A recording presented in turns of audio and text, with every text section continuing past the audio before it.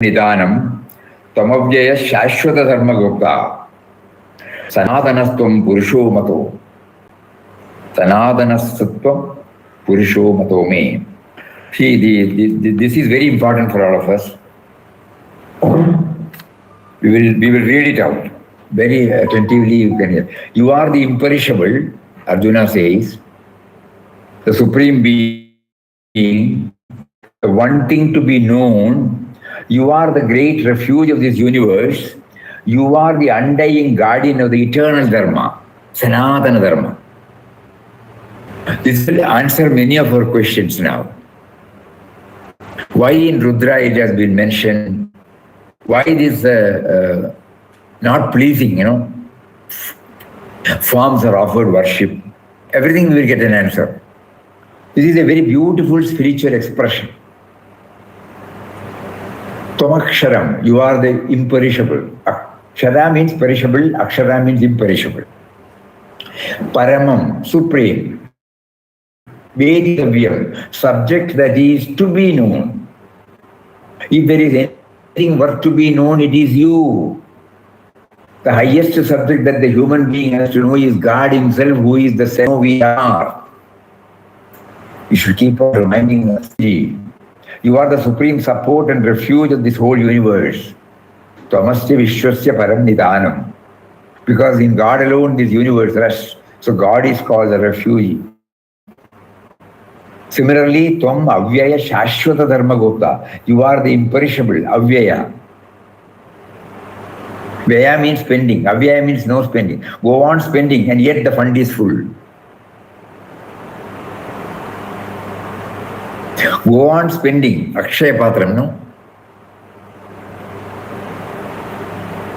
This is called Avyaya. It is not possible to exhaust.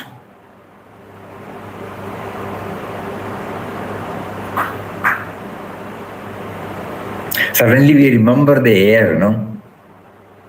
What was the world population 100 years ago and what is the world population now? Still, we have never heard anybody dying for want of air. In India, we can take, we were less than 36 crores before independence. Now we are 140 crores. 3 times or more than 3 times in 75 years.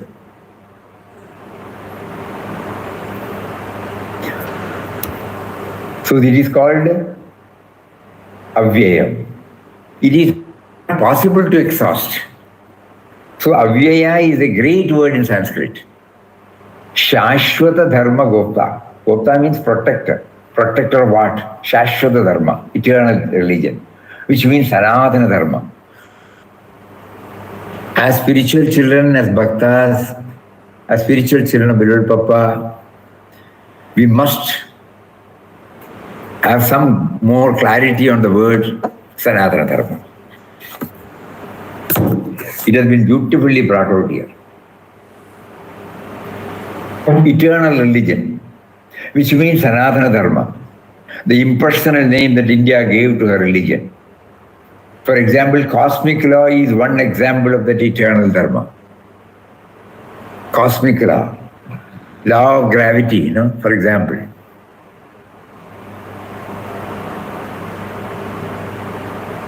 Just think about it. It is there, Shashwatam, unchanging. For example, cosmic law is one example. Sun is there. Planets move around the sun. The earth also has a rotation on its own axis. In this way, the galaxies also move about. The whole universe has its various movements regulated. Shashwata Dharma means cosmic or celestial Dharma.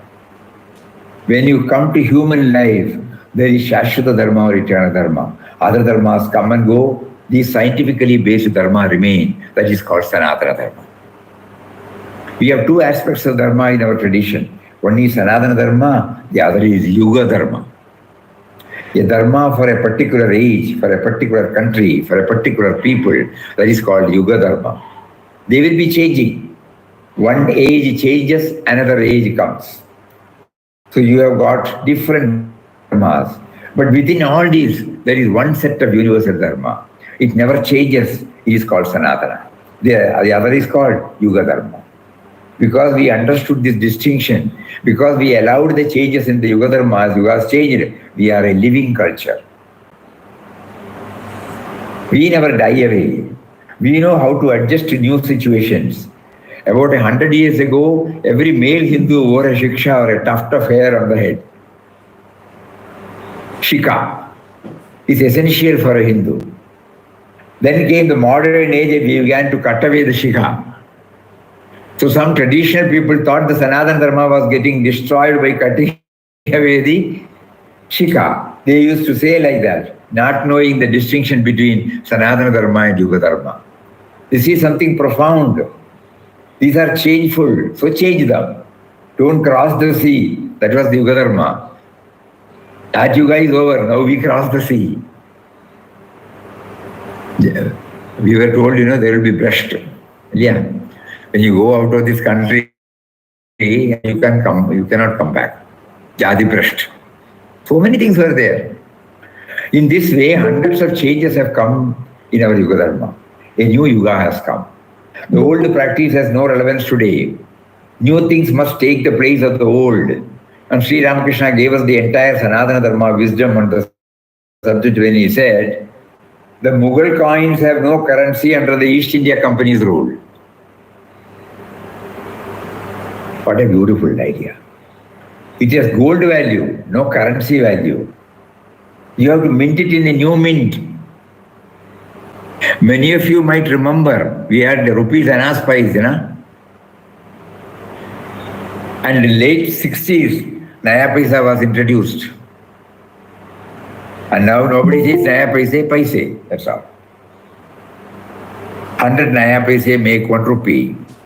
In good old days, no. Rupees, annas, paise. 16 annas make 1 rupee. 12 paise make 1 anna. So 192 paise will make 1 rupee. Those days have gone. Now, you have to adapt to the new ways. In this way, changes must take place around you. But in the midst of changes, there are eternal values which do not change. Eternal values.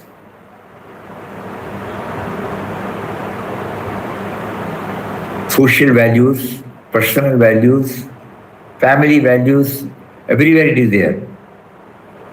Out of which some are eternal. Ethics are eternal. Each one has to think and develop. For example, take truth. There is no question of truth and truthfulness undergoing any change. Truthfulness is an eternal dharma. Gita will say the eternal Atman, our true nature, that is Sanatana. Our relationship with the divine is Sanatana. I may not know, but that relationship is there and it is Sanatana. It cannot change. So we have Sanatana Dharma and Yuga Dharma. Sanatana Dharma is centered in the Upanishads or the Vedas. Yuga Dharma is represented by the Smritis and the Puranas.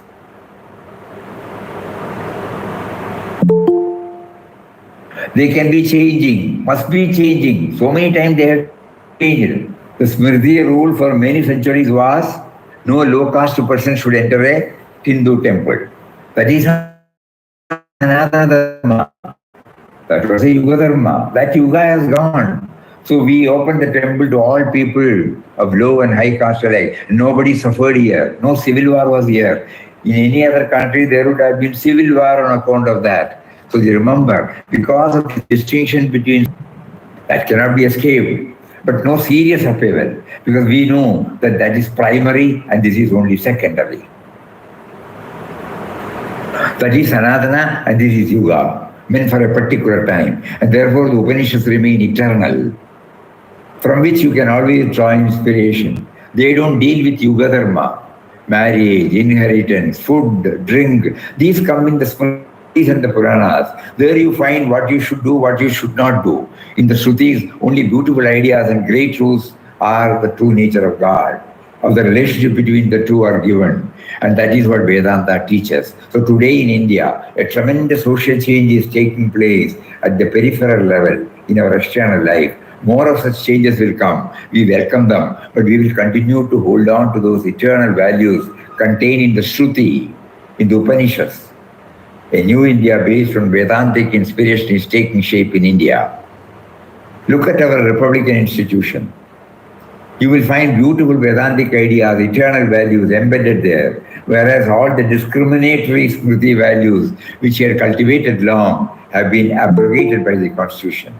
Untouchability has been banned, casteism has been banned, all that you can see in the Constitution. So the new Constitution gives you a new Yuga Dharma, a new Smriti, as it were. Follow that. Old rules are not to be followed hereafter. The day you adopted your democratic constitution, many of the old Smritis became absolutely irrelevant. They cannot function against the dictates of the constitution. That is the greatness of the culture and philosophy developed in this blessed country. We know how to change according to time. What a social change has taken place from the Rigveda India up to this day, and yet we are the same people. One single current of unity runs through all of them. That is what all of us should understand. Many more changes will come. Within the next 50 years, tremendous changes will come. The status of women will be tremendously changed. Perfect equality, mutual respect, no subordination will be there hereafter. Working class people will be given very high status. Working people are the noblest people, not the feudal lord sitting over there, smoking hookah, enjoying nicely. These, the latter, are not going to continue to dominate the Indian society. So be prepared for further social changes to come. We remember we were all working, At that time, the boss and subordinate relationship, as soon as the boss comes, we get up, Many years later, we had been to Rajbhavan, Kerala Rajbhavan, to meet the governor. So, governor immediately, when we were taken in, and when we started discussing the purpose for which we have come, immediately he said, kindly wait for a minute, I will ask my secretary to come. So when the secretary came, he introduced us. He did not say my secretary. He said, he is my colleague. Governor telling the secretary as colleague, change. Even till 50s, 60s or 70s, probably we can say that the boss-subordinate relationship. Nowadays, I don't think anybody says boss. We may say that, but they all mean only colleagues. There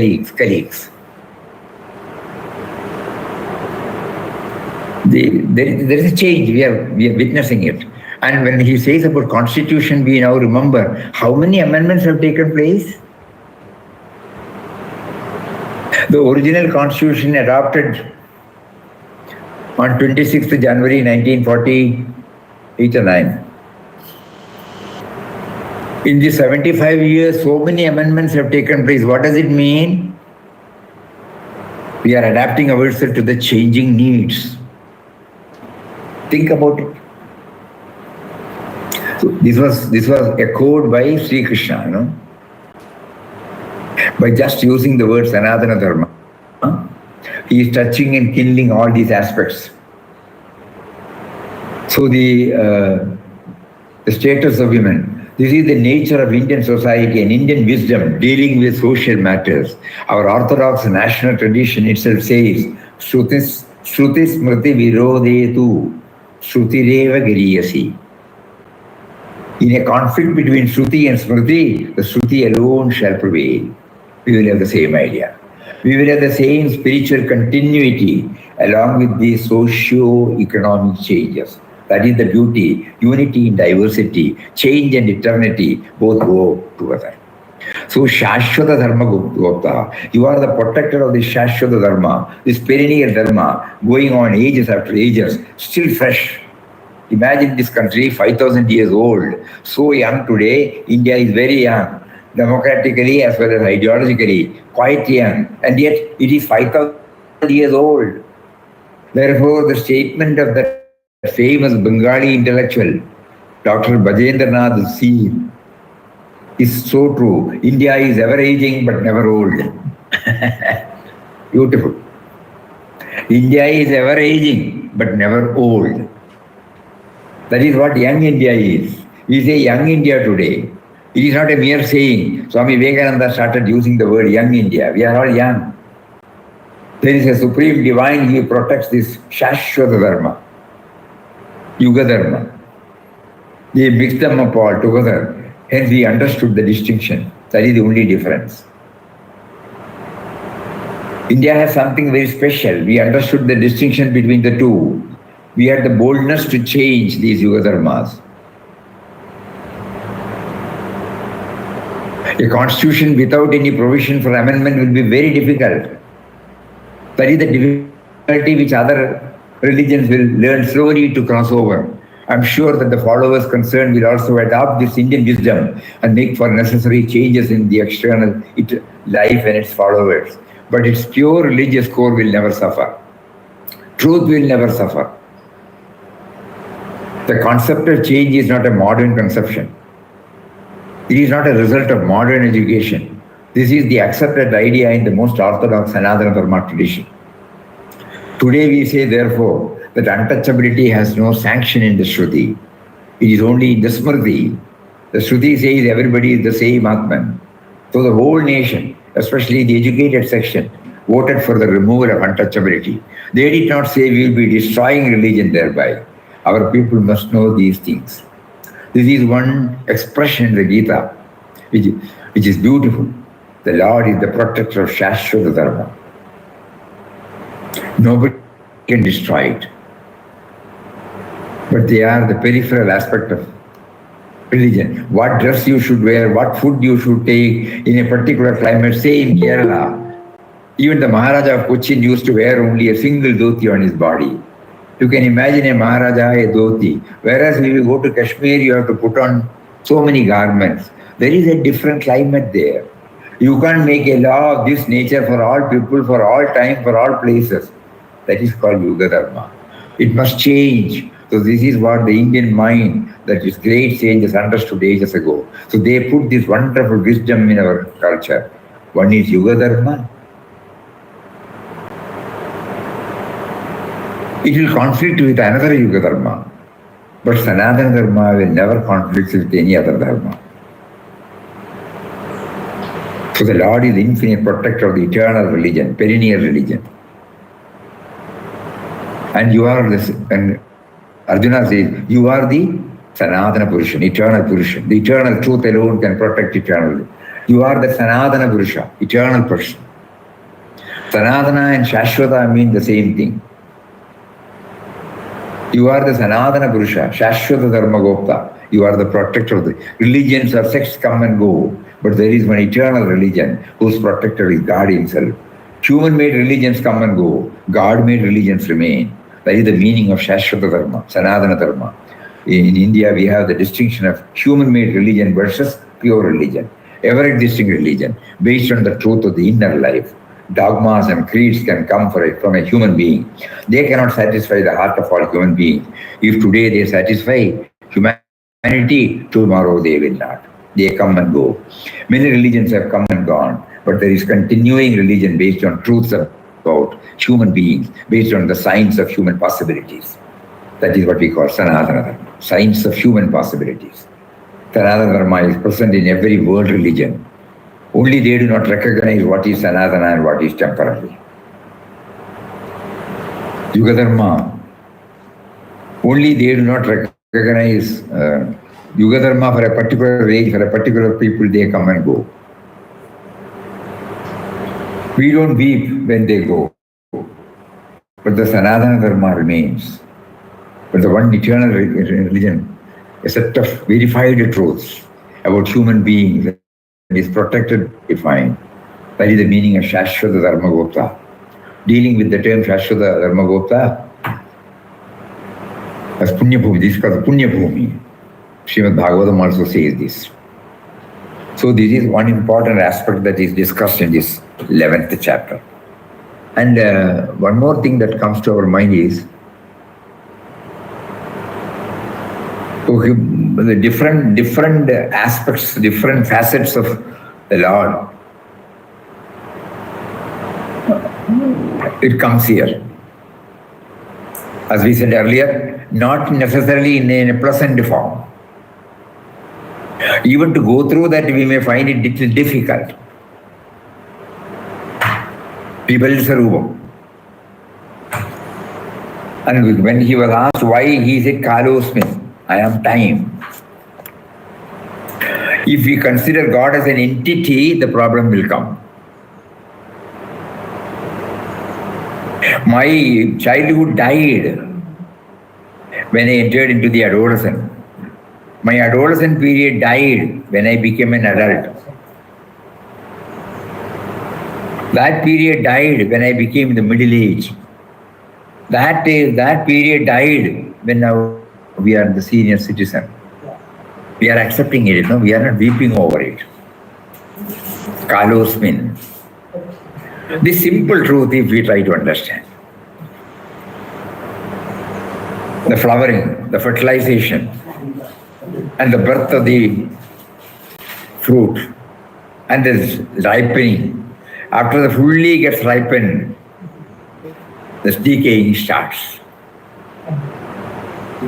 Kalosmin. There is a science there, which is Sanatanam. Kindly think about it. And so the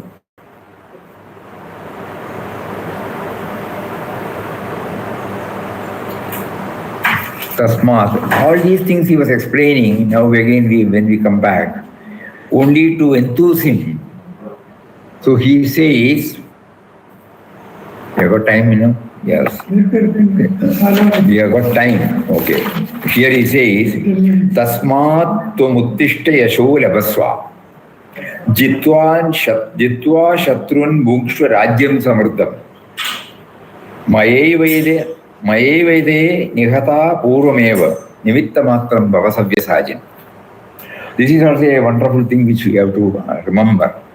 As we used to say, all the slokas, though we have to read, it may not touch, kindle, inspire us, but this will definitely, Nimitta matram bhavasavya sajin.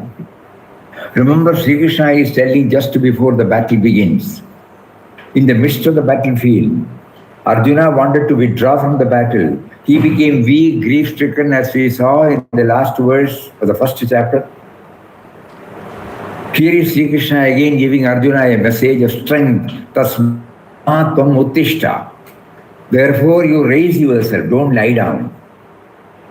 Weak, helpless, stand up.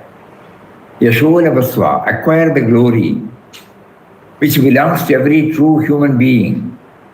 Facing obstacles, facing difficulties, facing death itself, try to achieve something great in life. That is the message of the Gita. When you do great things, you get glory. You might have to fight against death itself. What does it matter? We know there is death. We are going to fight it. We shall fight and get destroyed. But by so doing, we shall acquire a great glory of manliness. This is the philosophy that will create heroes in a society. Not any goody-goody philosophy leading to comfort, pleasure and laziness. Everybody is hearing? Yes, Swamiji. Yes, Swamiji. This is called greatest tragedy. Life is a tragedy. A tragic hero will face extreme pressures and difficulties, but he or she will face them and will face death courageously, doing something great. That is called heroic philosophy. Face extreme pressure and difficulties, but he or she will face them and will face death courageously, doing something great. The world is a world of death. It's a battlefield. Every day there is dying here, there. If you have to die at all, why not die doing some great work? That is the challenge. Why die in a bed? A Kshatriya is not expected to die in a bed. That was the rule in ancient India. Die in the battlefield, die in the field of work, in the struggle for serving weaker sections. We had been given this heroic philosophy which we accept a few forgot during the last few centuries. We sought for a cozy, comfortable life that made us low, almost dead. One death is there, and before that death comes another death. That is what the great Shakespeare referred to. In Julius Caesar, he said, cowards die many times before their death. The valiant never taste of death but once. That valiant attitude is the central message of the Gita. Be a hero in every department of life. You need not be a soldier in the army to be a hero. An average citizen can be a hero. Great works one can do. Take a boy who rescues another boy from drowning. And the government of India gives a prize to him. It is really beautiful. He has done a really heroic act. So there are hundreds and thousands of occasions when our life can show that heroic impulse. We had rejected this philosophy long ago, became very small, petty-minded. We wanted only a cozy, comfortable life. That has ruined us. So death comes to us in 1,000 ways. But if you are a hero, it will come only once. You are fighting against death itself. That makes a tragic hero. Greek tragedies speak of this tragic hero. Even in the Mahabharata, there are many tragic heroes. They knew things were going bad, but they would face them. We will die, we don't care, we will stick to our ideas. That kind of thinking was there. Karna, a great hero, knew toward the end that he was the brother of Pandavas. But being brought up by Duryodhana, his determination was, I belong to his side. I will fight only for him, for nobody else. I don't mind dying. There are so many occasions when one will be called upon to show the real strength that is within. A very ordinary life. Eating, drinking, begetting and passing away one day. It's an animal life. It does not bear that heroic touch. Swami Vivekananda always emphasized that India should develop that heroic touch. Your country needs heroes. Be heroes. In that heroic philosophy, suffering is no problem. We are prepared to face suffering. A soldier faces death every second, and that spirit must come to the citizen also. He is not merely for the soldier. That is how we develop greatness as people. Leading a comfortable life cannot make any nation great. So if Sri Krishna's words are put into today's context, this will be the meaning. Tasmat tvam uttishta. All of you citizens of India, stand up. Yasho lavasva. Develop that manliness which is the glory of humanity. Without that manliness, there is no glory.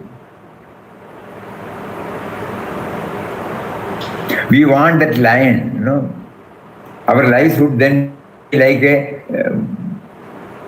without that manliness, there is no glory. Our lives would then be like that of petty animals, like sheep, bleating all of them. This is not what we need. We want that lion which roars. The whole forest can feel the touch of one lion. How to do that? Jitva Shatrun. Overcome your enemies. Arjuna's enemies were the Kauravas. Our enemies are different. Our enemies are poverty, backwardness, injustice in society. These are our enemies. Fight them. Every citizen must rise up, face them, overcome them. And then, Bhumsva Rajyam Samartvam. Enjoy life in the prosperous country of ours. If we overcome poverty, backwardness, insanitary conditions, if all villages are fine and clean, if we are economically healthy, what a pleasure it would be to live in such a society. All the slums have gone, the dwellers are all rehabilitated, they have work to do. If we achieve this kind of development of a united effort, what a joy it will be to live on this earth. Bhumsva Rajyam Samartvam. That is called happy, glorious human life on earth. It is far better than life in heaven, as has been repeatedly mentioned in the Gita. Then Sri Krishna adds, Mayaivete Nihata Purvameva. I have already destroyed these enemies of the nation. India will become great in the modern age. That is the message of the time spirit. Nimitta matram bhavasavya sajit. You be merely an instrument for that actual achievement. Destiny says India shall be great, India shall overcome the poverty and backwardness. That is the dictate of the modern age. The Lord has already spoken that way. You only be the instrument for achieving it for your own greatness and glory. Nimitta matram bhavasavya sajin can apply to every one of us. Be an instrument for this great purpose, to build up India, its economy, its society, its politics, and develop a progressive social system and democratic state, and work devotedly for international peace. What a happy life we will have then. What happy human relationship we shall have. No crime, no corruption, everybody healthy. You can keep your doors open all the time. Nobody will touch anything with the idea of stealing. These are not utopian ideas. Sometimes our nation had achieved this. It is the dictate of the age. You be the instrument for bringing about this situation. This is what the destiny of India whispers to every citizen. This applies to the international field also. Uttishta. Sri Krishna always uses the word. Get up. Don't remain lying down, weeping all the time. Stand up.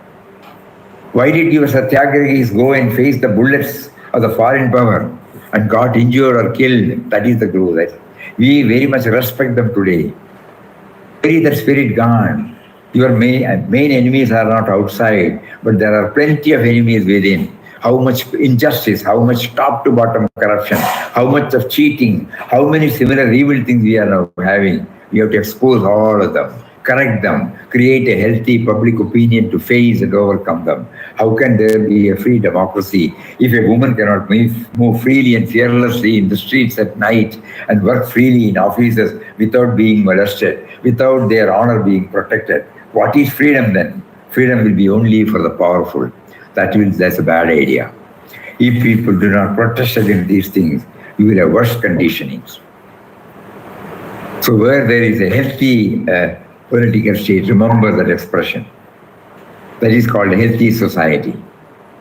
Let the trouble come to me, I shall see. When the trouble comes to others, I do not mind. This is the way in which we have been thinking 1,000 years. When a foreigner invaded one of our states, we thought, let him come to my state, then I shall attend to it. Instead of joining together to expel the foreign invader. We never did that. So Sri Krishna's message is always strengthening and purifying. And then, before we close, the last one, 54 and 55, that is also beautiful.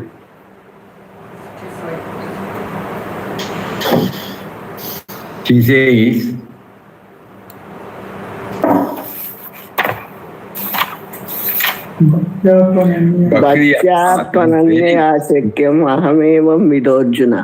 this is very, very important, bro. You may have read all these things.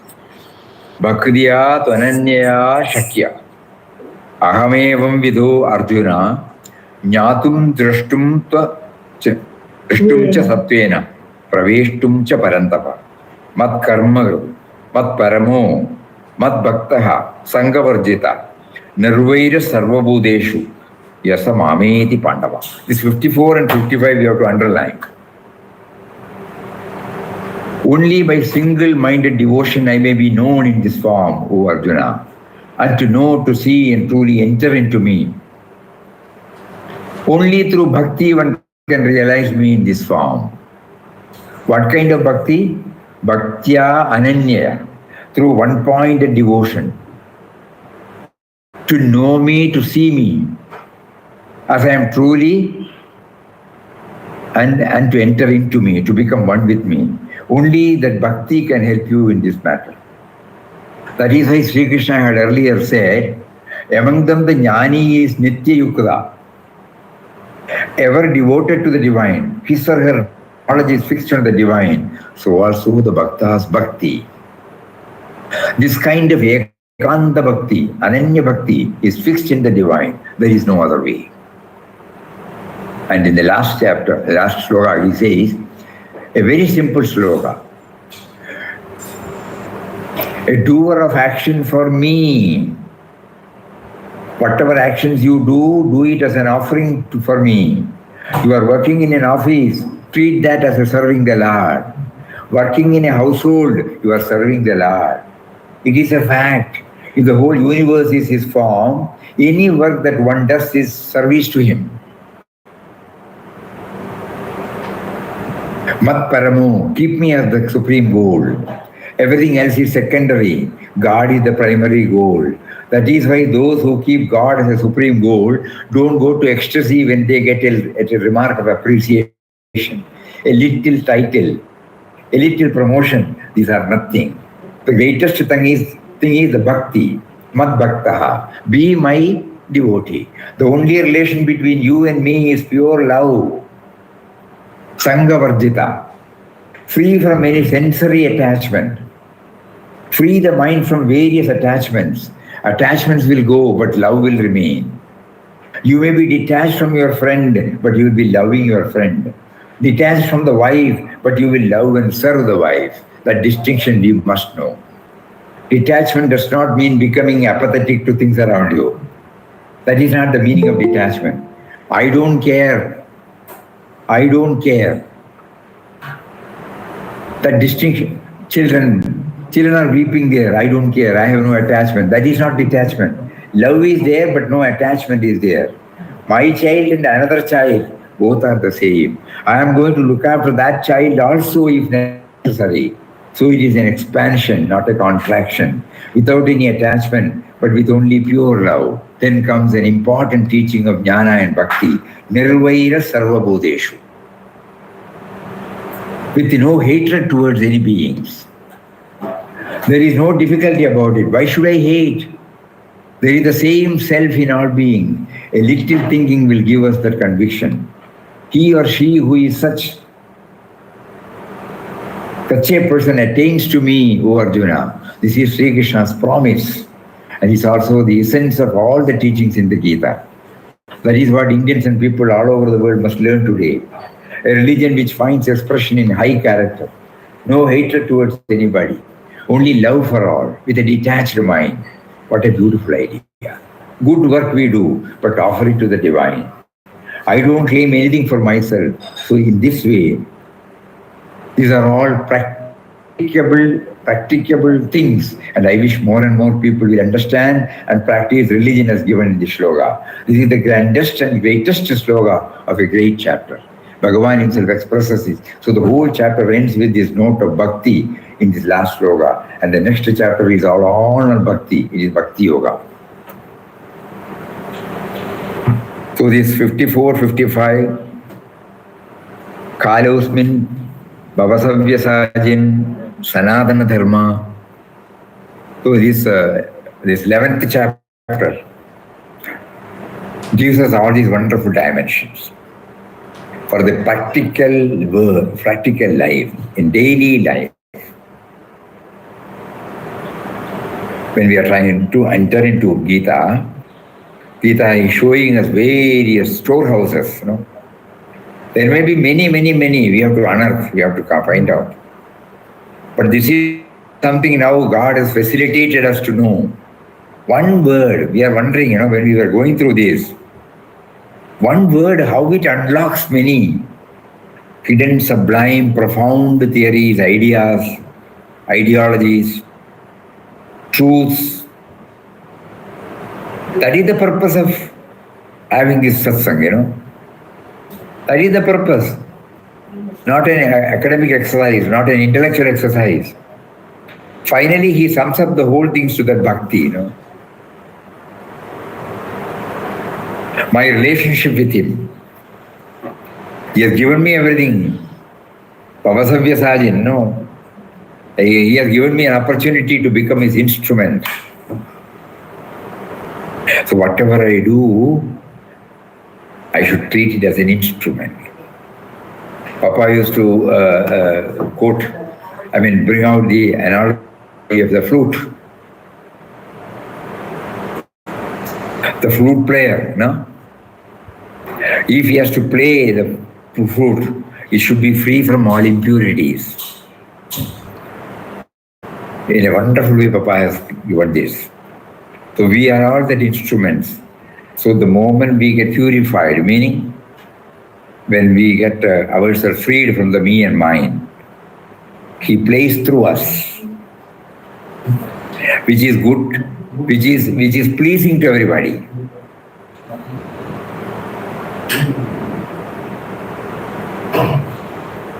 So we have to do a lot of thinking. Hari Prasad Chaurasya, when he plays the flute, when he remember this.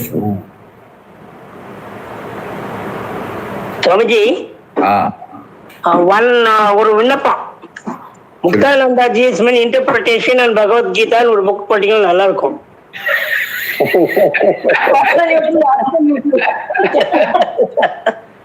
Why do you concentrate on the individual? Go to the theme. ஏன்னா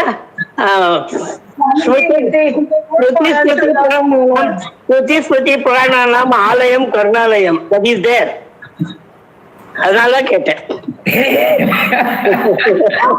I strongly support Swamiji. Let us concentrate on this. It is giving us a lot of inputs. Valuable inputs. That's why I am asking. It shall be forever eternal. If it is in black and white.